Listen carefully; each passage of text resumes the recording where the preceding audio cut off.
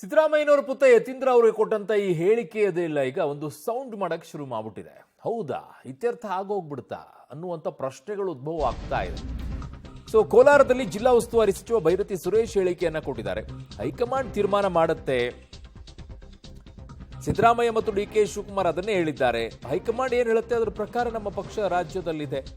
ಮುಖ್ಯಮಂತ್ರಿ ವಿಚಾರ ಆಗಲಿ ಏನೇ ಆಗಲಿ ಹೈಕಮಾಂಡ್ ನಿರ್ಧಾರ ಮಾಡುತ್ತೆ. ಕಾಂಗ್ರೆಸ್ ಪಕ್ಷದ 140 ಶಾಸಕರು ಸಿದ್ದರಾಮಯ್ಯನವರ ಆಪ್ತರೇ ಅಂತ ಮಾತನಾಡಿದ್ದಾರೆ. ಕೋಲಾರದಲ್ಲಿ ಗ್ಯಾರಂಟಿ ಯೋಜನೆಗಳ ಕಾರ್ಯಾಗಾರದ ಬಳಿಕ ಈ ಮಾತನ್ನ ಭೈರತಿ ಸುರೇಶ್ ಅವರು ಆಡಿರುವಂಥದ್ದು.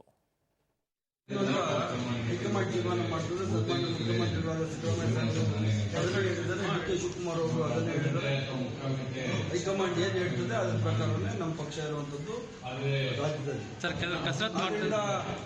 ಮುಖ್ಯಮಂತ್ರಿ ವಿಚಾರ ಆಗಲಿ ಯಾವುದೇ ಆಗಲಿ ಅದನ್ನು ಸರ್ ಕೆಲವರು ಕಸರತ್ ಮಾಡ್ತಾ ಇದ್ದಾರೆ. ಅದಕ್ಕೆ ಹೈಕಮಾಂಡ್ ಸೊಪ್ಪ ಕಳಿಸ್ಕೊಂಡು ಹೇಳಿದ್ದಾರೆ ಸರ್. ಕೆಲವರು ಕಸರತ್ ಮಾಡ್ತಾ ಇದ್ದಾರೆ ಸಿಎಂ ಪೋಸ್ಟ್ಗಾಗಿ. ಸರ್ ಯತೀಂದ್ರ ಹೇಳಿದ್ದಾರೆ ಸರ್. ನಾನು ಕೇಳಿದ್ರೆ ನಾನೇನು ಕಾಂಗ್ರೆಸ್ ಪಕ್ಷದ 140 ಜನರು ಸಿದ್ದರಾಮಯ್ಯನವ್ರು ಆಗ್ತಾರೆ.